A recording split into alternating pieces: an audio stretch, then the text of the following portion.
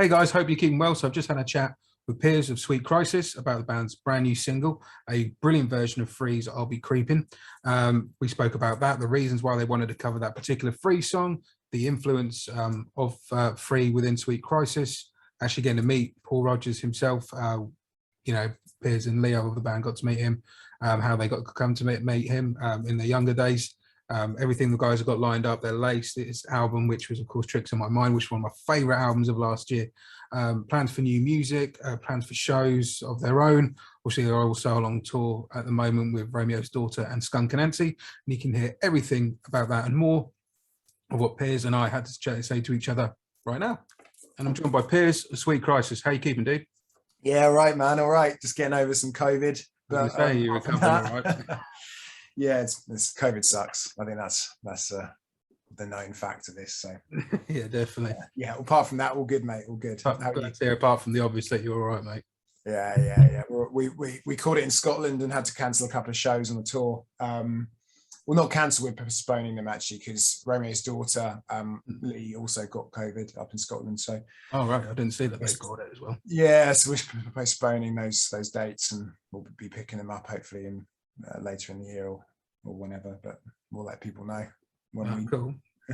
Nice one. Well, I'm glad that everyone's sort of on the recovery from it, mate. Obviously, recently you released a cover of Free's "I'll Be Creepin." Man, what a great rendition of that is, dude. I'm loving that, man. Thank you so much. I mean, it's such a great song, isn't it? Great song. It's one of my favorites anyway. Yeah, ours too. And that's why we did it, because we really wanted to cover a Free song. And it's tough because they've got so many great songs, and me and Leo especially been listening to them forever through, probably through our parents putting it in our ears when we were young. But we were like, there's so many that people have already done. But we hadn't. This is one of our favorite songs, and not many people have done a cover of it. So we thought it was the perfect one to kind of do. So thanks for enjoying. No, man, like you say, I'm with you.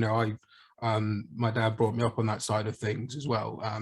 So I've been listening to Free forever, and that's always been one of my favorites. And like you say, there's a lot of people over the years with Free being the band that they are covering them, and you get the covers of All Right Now or what have you. But when I heard you were doing this, it really excited me because it's one of my favorite songs anyway. So that was straight up the bonus.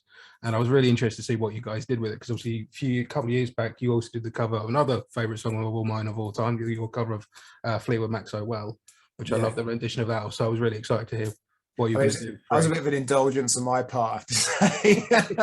Mate, when I said that, Leo was like, isn't that like an instrumental? I was like, yeah, but I do.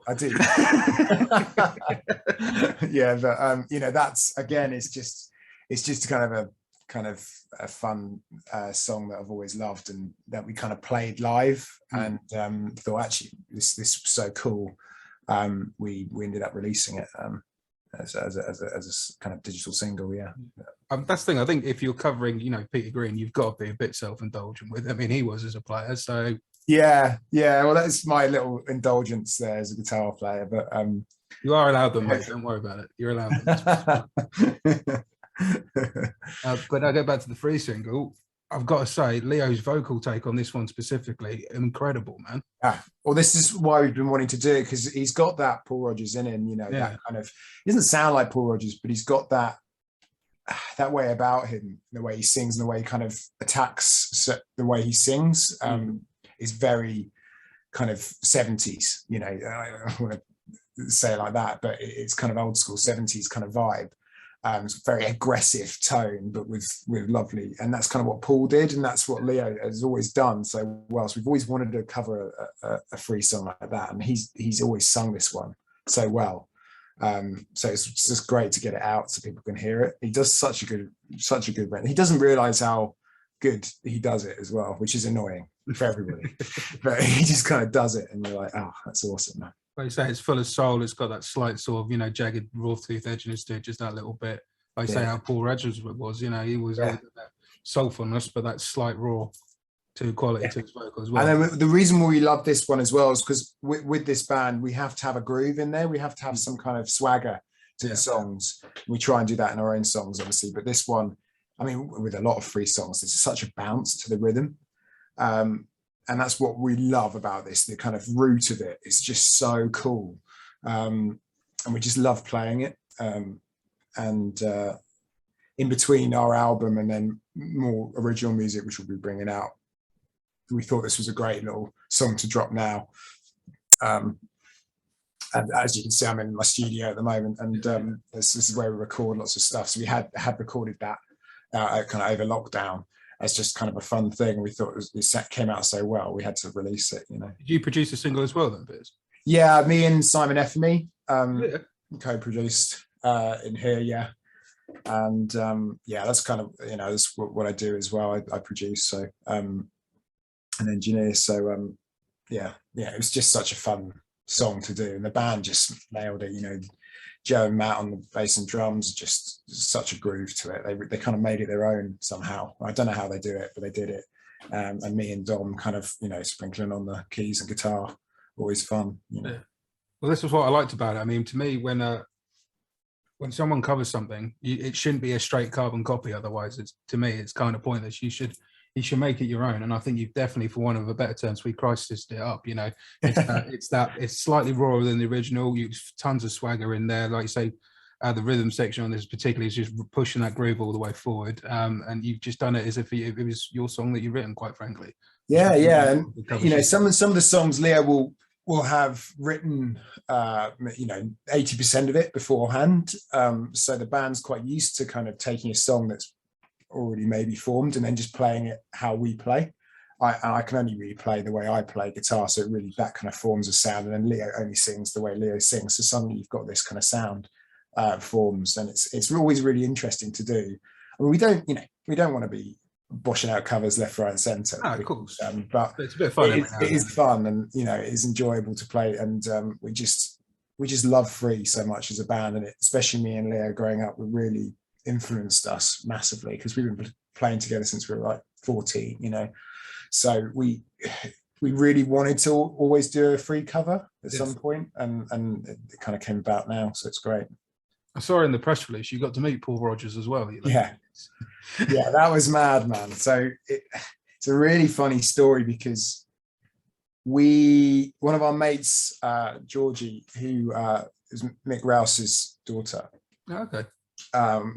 took us to a Queen gig in Hyde Park, and obviously Paul was playing, and we said, oh, you know, can we go, can we, you know, somehow wangle back? She went, yeah, and we just walked straight through, you know. Wow. You imagine Queen, there's a million doors going through, backstage, you know, and suddenly we're in the trailer park with Queen, chatting to Brian May, and you know, it was mad. And then obviously Paul came out with his 5 tables of teas, very famous. He loves his teas, and Leo just bowled up to him, as you know, the singers do, with no infinite confidence, and just started belting out. In fact, he sang "I'll Be Creepin" to him. He sang "I'll Be Creepin" at Paul. Yeah, and then Paul just started singing with him, and they had they kind of kicked it off, and it's just one of those moments. And I think we were, I don't know when that was, but we must have been about 16 maybe at the time.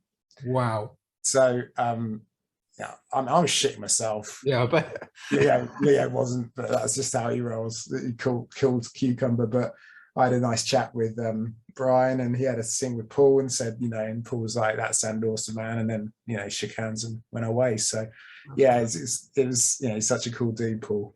I'm curious. Obviously, Leo was cool as a cucumber at the time. What was he like after Paul Rodgers left the vicinity? He was high on life. Yeah, I bet. It was like he'd done a lot of drugs. He was just like gone into the stratosphere.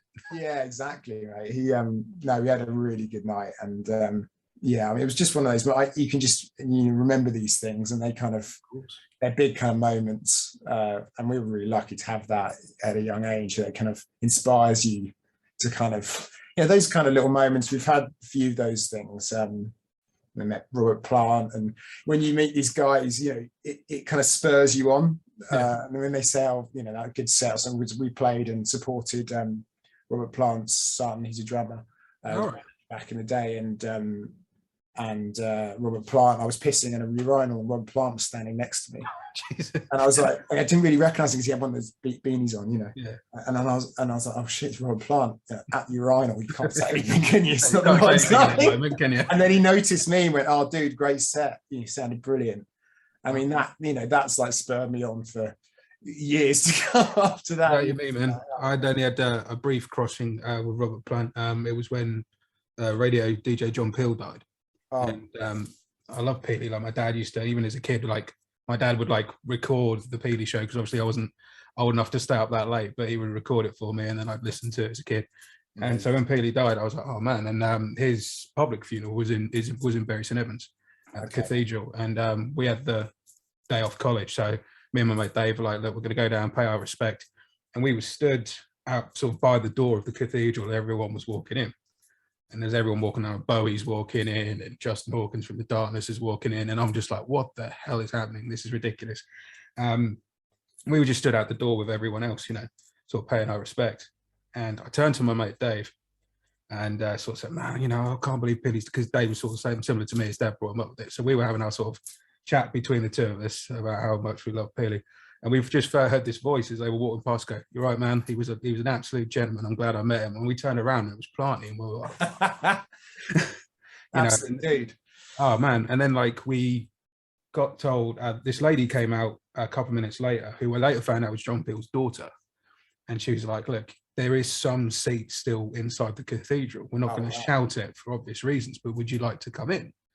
And we were like, that would be, that would be really cool. Thank you. And we sat in and got our seats at the back, and then everybody's singing along. You're looking around, who's singing into the sort of hymns and everything's going on. You've got Planty and David Bowie and Justin Hawkins. That must have sounded amazing. White Stripes was there.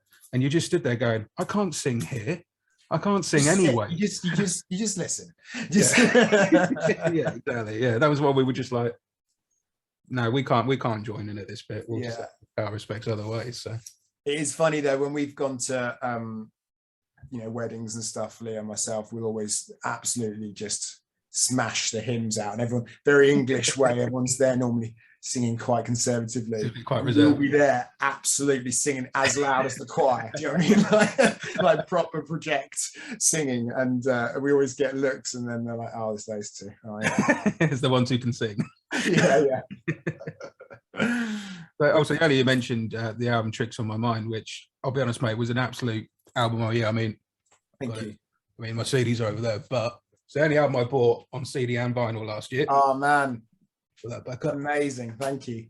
We were so proud of it, man, and we got there in the end. It was a really hard slog, and it didn't fall in particular good times for us.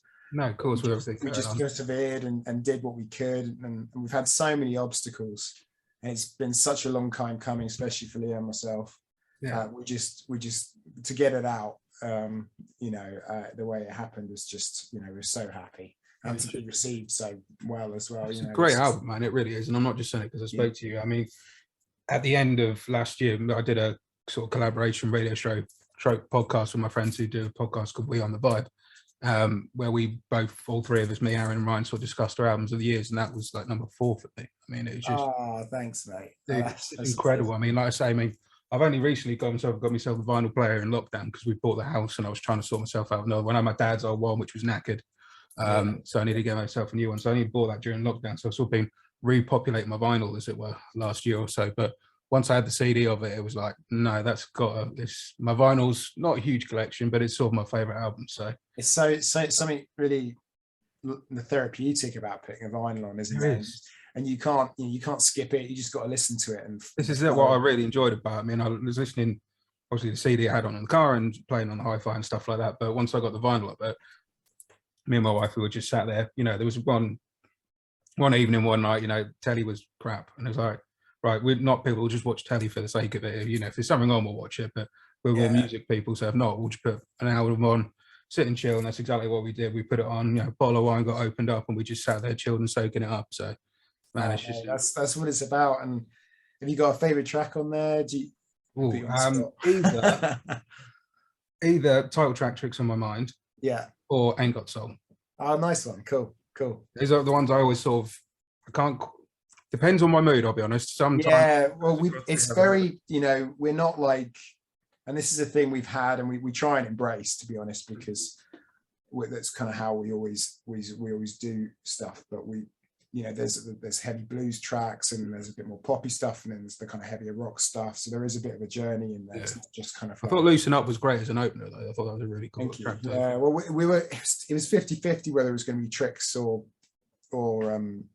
"Loosen Up" as the starting track. But okay, yeah, we started each side with them, and that seemed to work, you know. So yeah, well, that's the thing. Like, the first song I heard from you guys was "Black Magic." That was the first single I heard of you guys.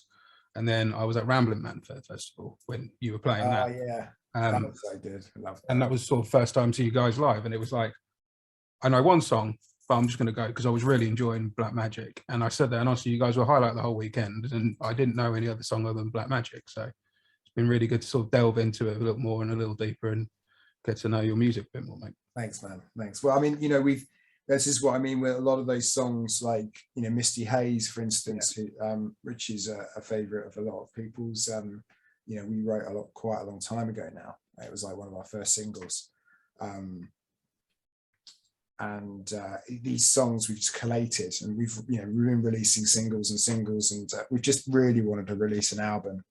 And you know, in this day and age, it's a very single orientated world with the music now, isn't it? And due to lots of reasons, you know, costs and streaming and blah blah blah. So it's just so nice to have that album out, and we can kind of have that as almost a trophy of the last kind of 4 years, you know.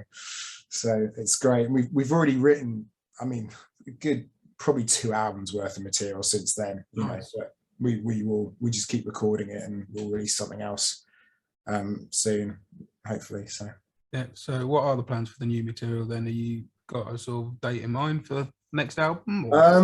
I think we'll just release some more singles, maybe an EP, and then do another album. Yeah.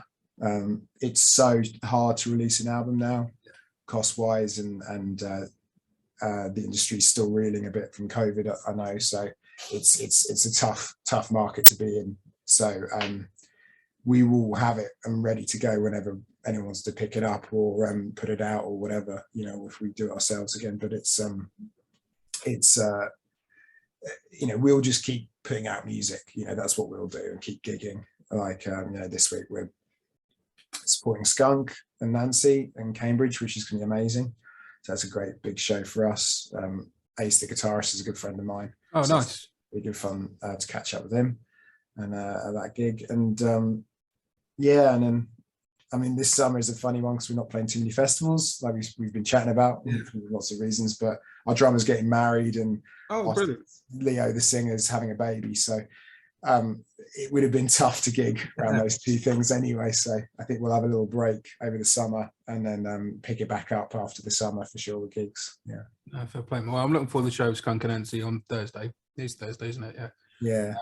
That should be good. I mean, they're a band that, again, it was one of the bands that my dad sort of introduced me to growing up. Like, people thought my dad just solely listened to, don't get me wrong, he loved Fleetwood Mac and Free and Aerosmith and all that sort of stuff as well. But he also was introducing me bands like Rage Against the Machine and Skunk Anansie, and went through the whole grunge thing with him as well. So they're just such a powerful band, and absolutely powerhouse live. You know, Skin's just an entity. Oh, she is. And yeah, they're amazing. They're just amazing. And I was really happy when they reformed, because obviously that was the first time I got to see them after the reformation. When it was Sonsplit Festival, I was at in 2010, and they played there, and it was just like you say, Skin is just an absolute entity, like, especially live.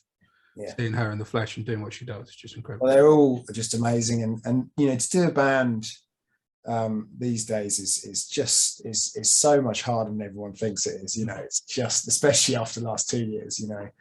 And what they do, and it's just, I've only got admiration for them, because they just smash it. Yeah, they're amazing. Yeah, definitely, man. Going back to sort of the free side of things, though, who was the one who made you want to pick up guitar? You know, what was the lightning bolt moment as a kid? Was it Kossoff? Well, I had a funny one, because my dad's a musician. Oh, right, okay. In the music industry, so he was in bands. So I kind of grew up. He kind of distributes. He's a distributor of he's done everything from kind of Fender, and he does PRS guitars now. And oh, nice. so I kind of grew up with musicians and guitars around. So he's famously always used to hide the toys or just move everything away and just leave me in a room with pianos and guitars. And so I just pick them up and play them, and get lessons from, you know, pretty famous guitarists from shows and stuff like that, and kind of grew like that. So I've had quite a groomed musical upbringing, if you like. So I was always kind of destined probably to be doing what I'm doing. Yeah, so I'm very lucky. And Leo was he's a really big skater. Yeah. And we went to school together, and I was playing guitar, and he just kind of came in and started singing. I went, mate, you've got an amazing voice, you know. I think you sound like Paul Rodgers and blah blah blah. And then we started playing together from then. And then I taught him how to play guitar, and then he got really good. And I was like, shit, he's nearly better than me. So then I started learning. And we've always kind of had that, which is really nice. So we've been, you know, so what was quite nice is because I initially taught him how to play guitar, we kind of play very kind of similarly. So we've always kind of had this real kind of connection musically, which is really weird because we both work with lots of other people. He's got his other projects he works in. I produce other things in the studio here, and you know, which you have to do nowadays, you know. And whenever we've all when I work with different people, you know, it's amazing and it's all the same. But when I work with Leo, we work together because we've had this connection from such a young age. It's a really interesting and special kind of thing we've got. You can't really explain it. It's almost kind of like brothers, really. But because we've had that kind of connection from learning how to play an instrument the whole way through our kind of careers, and we've got this kind of synergy, if you like. It's really, I think you do, though, especially when you're jamming with people in those sort of, well, for want of a better term, formative years, when you're, you know, finding how you play. I mean, I play bass myself, and I've been playing bass since I was 13. Cool. And similar sort of scenario, really.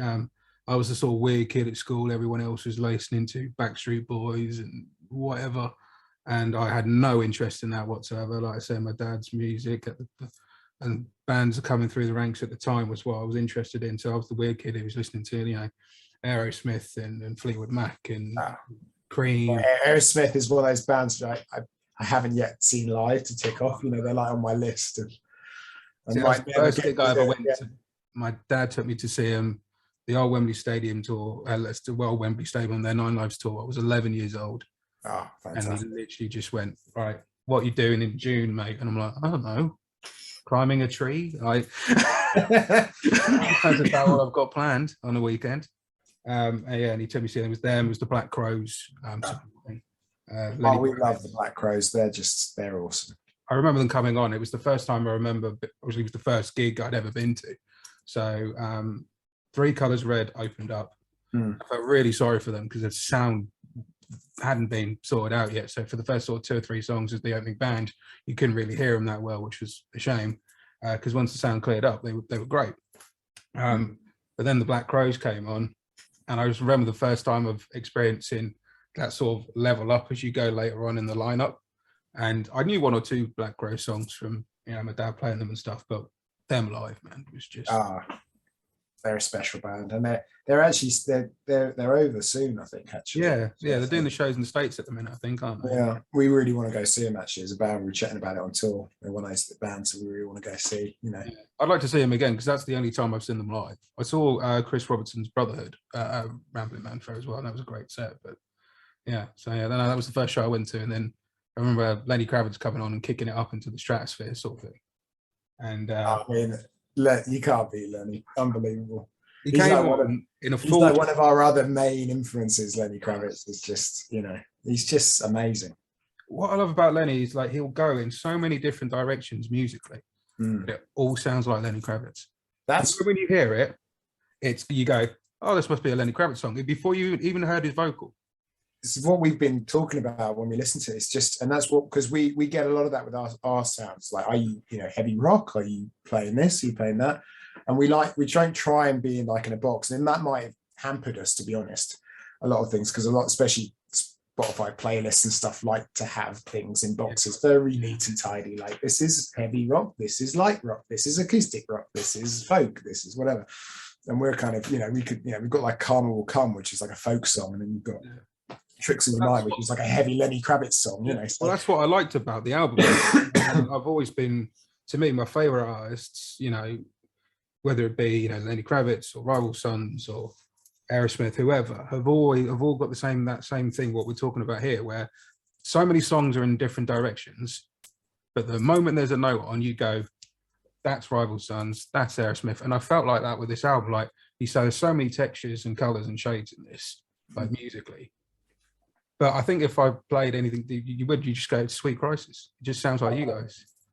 So I think you're achieving your goal, mate. Oh, thank you, man. That's what we're we idolize people like Lenny and stuff for doing that, and Bowie, and all these guys that have got, and these are maybe older bands, less new, but they have they don't confine themselves to one specific kind of like thing. No.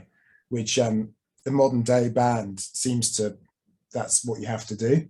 Which is a really odd and weird thing. And the same with covers as well. There's like a big ethos these days about not playing covers, because I don't really understand, but like, everyone has to be playing originals music, when back in the day, they were all just playing each other's music. And, and that was kind of how people listened to music, rather than before DJs and stuff. So, that's why we like to do a cover now and again, because it just, something that people would maybe already know, that they kind of know free, obviously, or that song, and kind of can then maybe listen to our album and enjoy it as well. So, that's another aspect of why we like to do the kind of cover. And I don't blame you, man. I think at the end of the day, it's your band. You know what's right for you guys. And, Sweet Crisis sound is for want of a better term, the combination of all you guys in it. So whatever direction you're going to go, and it's always going to sound like you guys at the end of the day. But yeah, well, we really like, the Ain't Got Soul is a real big, you said was one of your favorite tracks, is a super big production. That's my production skills kind of going overboard a little bit probably there. We've got some amazing strings from Stephen Bentley Klein, who I was going to ask about the strings on that particular track. Yeah, he works with like Paolo Nutini and Deep Purple and loads of guys. He's a really talented, amazing guy. And because I've done some production with Deep Purple and Don Airey. Oh, nice. Don Airey played keys before Don was in the band on Black Magic. Did he? Yeah, he played. Bloody hell. He plays organ on that, because I was working with him at the time, and I asked him, and he said yes. Oh, cool. Amazing man. And so I kind of forgot where I was going to go with that, but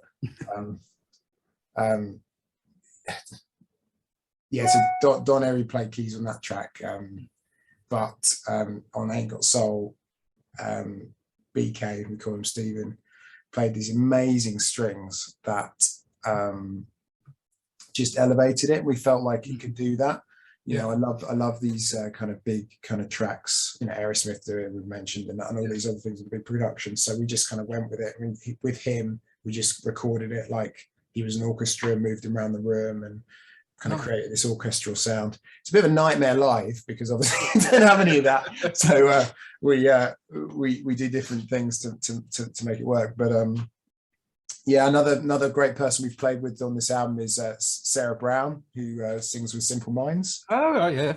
She does all the female vocals on it. Cool. A fantastic singer, just unbelievable person, amazing. And she gives us this fantastic kind of soul vibe, which is what we love, that kind of rock soul. Yeah, same thing. So we like bringing people in where we can, and just to kind of give it another little flavor. Yeah, I think it's those additional bits that sort of lifts it up that extra bit, doesn't it, for one of them? Yeah. So the production, that's pretty insane. But we love that, and we did a little radio edit of that track, which worked really well for radio and went really well. So yeah, I'll be honest, I'm self-indulgent. I always play the album track, but that's me too. I've had that a couple of times with people that I got to interview, and they've we've been talking about music stuff, and they're like, oh, would you play this one, and we're pushing that, would you promote it? I'm like, yeah, that's fine. And you get, we'll send you a radio edit because it's 6 minutes, it's 7 minutes long, and I'm like, don't worry, the whole thing can go on. We found that because when we first released Misty Haze, we thought no one's going to play this. It's 6.5 minutes long. Yeah. But we said, okay, we're not going to do a radio edit. We're going to just put it out as it is, because we couldn't figure out how we were going to cut it, because it's a bit. I don't think some whole songs. No, I don't. I mean, we could have done. I'm sure you could do, but it would have changed the landscape of the song so much. It just wouldn't have been the same song, and it got so much. They kind of launched the band, really. It got so much attention and love, and it's still one of our biggest tracks online, I think, when people listen to it. Yeah. And it's just mad. It's 6.5 minutes, and we thought, wow, okay, so for a band like us, it's not necessary to do the 3-minute songs. No. Your Radio X's and whatever, yeah, okay, they'll only play 3-minute songs, but everyone else, I think it's less important, right? But, I think so. I mean, just from my point of view, I've always treated my show as 2 hours of someone being in my front living room and I'm just playing music I'm excited by for 2 hours, and it's me going, and you need to listen to this, and you need to listen to this. And that's the way I've always treated it. Whether that be, you sort of, course, I play some classic bands I absolutely have loved for years. That's just, why wouldn't you? But equally, bands that I get sent through that have just sent me a demo across as well. And anything that just excites me, pricks up my ears, at the end of the day. That's what my show's about. So, yeah. That's amazing, mate. Fantastic. So how was the recording process? Did you have to record this? I'm guessing it was recorded mostly in lockdown, was it? Or was it built up over time before the album was released? So Tricks of My Mind was recorded before, and it was going to come out, and then lockdown. We had a kind of whole release strategy and some other label kind of interesting and stuff happening, and then COVID happened, and then all the label stuff kind of dissipated as they were having a nightmare themselves. Yeah. And we were just left with this album. But yeah, so it was all recorded beforehand. Yeah. So it's some of the songs are ancient for us now, and we've written so many since, like I said, but we'll be releasing them as soon as we can, for sure. But yeah, it's just fantastic to get it out, like I said before, and finally, kind of, once you kind of hold a vinyl in your hand, you kind of feel complete. You're like, yes, done. Fantastic, thank you. So do you have a particular favorite on the album then? I mean, I love Me Like Sugar to play. Personally, I don't know why. It's just that, and that's kind of a bit more maybe what I listen to. I'm a bit more kind of, I love Muscle Shoals production and the old kind of soul records, like the Swampers and all that kind of stuff. That's where I kind of like to listen to them. Alabama Shakes, when they came along, that was like, blew me away. They were amazing. So like that's where I live. So the Love Me Like Sugar is very much a kind of that vein. But playing live, you can't beat playing Tricks, and Mine's just so fun. So it's hard to say, but probably if I was listening to one, probably Love Me Like Sugar. Yeah, it's always the one I love. And Sarah as well, kind of complements Leo's vocals, and that Sarah Brown again, and BK's on there with the strings, and obviously the rest of the band, Joe, Matt and Don doing their thing, which is fantastic. So I do love the strings on that. It sounds great. Yeah, horns as well. Fantastic. Yeah, it's just all recorded here in my studio. Yeah, it's just so much fun to do that, Where is your studio based, man? Are you in Cambridge studio? Yeah, I'm in Cambridge, just outside. The studio is called Headline Music Studios. It's its own thing, and yeah, I can show it for the people that can see. Cool. There's the I'm in the control room at the moment, and yeah, I'm just lucky to have this facility that we can use. And yeah, I bet. So, are you working on anything for other bands at the minute in there, or? At the moment I'm in between, but yeah, I've been working with loads of different projects and stuff. Just finished off the new Don Airy solo album. Oh, nice. I heard he was working. Which just sounds amazing. Fantastic. It's got Simon McBride playing guitar, and Dave Marcus on bass, and John Finnegan on drums. It's something amazing. Wow, just the latest blues band, or the final blues band album, that with Paul Jones and that lot on there, and then that's their final album as that band. So that was quite an honour to do that. That's cool. Yeah, so lots of different things coming through. I try to do mostly kind of rock and indie and and bands and stuff. That's kind of my production side personally, but obviously that's what I do. Blues, yeah. Why not? Are there any bands rising through the ranks that I might not have heard of that you think I should check out? That is a good question. Anyone you worked with or anything like that?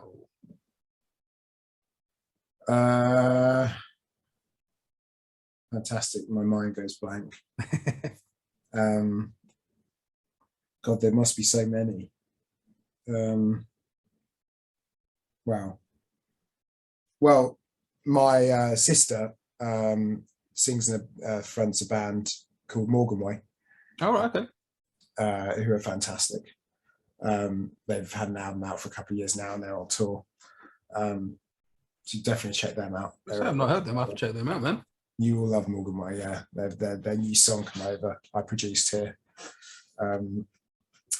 Yeah, that's they're kind of folk rock, nice. Americana folk rock. They're fantastic. Hey. I'll have to check them out, dude. Check Morgan Way out, yeah. So it's got an insane voice as well. Yeah. Runs in the family then. Well, my voice is, I can sing, but I'm not a lead singer, No. But I leave that to others. But yeah, we are very musical, definitely. That's cool, man. I mean, last time I saw you guys was at Total Rock 21st thing in Hamburg. Yeah. That was our first gig. Is that your first gig of the year? From COVID, yeah. Oh, man. And that was a fun night. Absolute chaos, but a fun night. Yeah, great.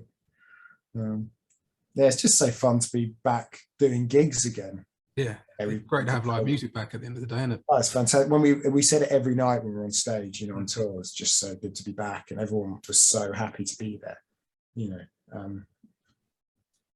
It's just so good for it all to be flowing again because it's been such a barren couple of years, isn't it? Of that, so. Yeah. Obviously, you're on the tour at the minute with Romeo's Door and Skunk Anansie. Have you got any shows of your own lined up, or? Yeah, we're in talks at the moment, either of doing our own tour later in the year or hopping on some supports. Undecided yet, but we'll let you know as soon as we know. But we'll definitely be gigging again, September or maybe ish, October time, November, somewhere around there. Oh, nice. Got some things in the pipelines for sure. Cool. So what does the rest of you hold up for you guys and into 2023 then? Well, we're going to be recording and writing, and we just continually do that. We like to go away, sometimes in the studio, sometimes we'll just pack up. I've got like a 16-track tape machine. Oh, nice. In the van, and we'll just go, somewhere and just sit there and write, which is the best way for a band to create music, So we're going to be doing that this summer. And like I said, when we were chatting before, Leo, the singer's having a baby, so we'll have a break then when he has his baby. So he'll become a dad for the first time. So nice. Congrats to him. Yeah, definitely. And, yeah, like I said, then we'll be picking up on tour and gigging till end of the year for sure. Yeah. Sounds good, man. Well, thanks for your time, Piers, mate. It's been great to talk to you. You too, man. Thanks so much for the support. No, pleasure's all mine, mate. Like I say, I only ever play music I enjoy, so I'm not doing any hard work, mate. I'm just pressing stuff I like. Thank you for giving me it. But at the beginning of the interview, I'm going to play I'll Be Creepin as obviously it's the latest single. What song of yours would you like us to play at the end of the interview? Oh, that's got to be your choice. I can't choose that. Yeah, you can.